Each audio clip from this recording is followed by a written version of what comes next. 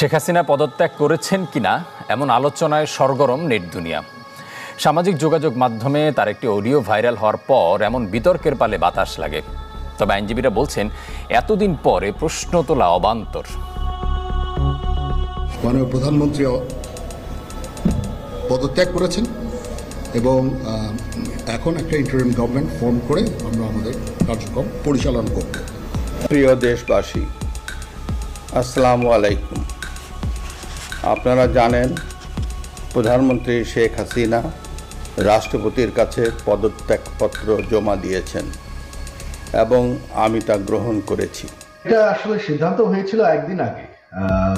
তিনি সিদ্ধান্ত নিয়েছিলেন, আমরা কয়েকজন শুধুমাত্র জানতাম যে তিনি ঘোষণা দেবেন তিনি পদত্যাগ করছেন এবং একটা সংবিধান অনুযায়ী যাতে একটা ট্রানজিশন অফ পাওয়ার হয় সেটাই ছিল ওনার প্ল্যান। তবে যখন তারা ওই গণভবনের দিকে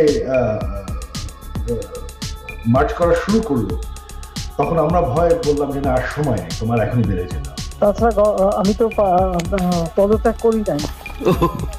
জি আপা, সবচেয়ে বড় কথা হচ্ছে যে আমাদের কনস্টিটিউশনের আর্টিকেল 57 অনুযায়ী যেভাবে পদত্যাগ করতে হয়, জি আপা, আমার কিন্তু সেভাবে পদত্যাগ করা হয়নি।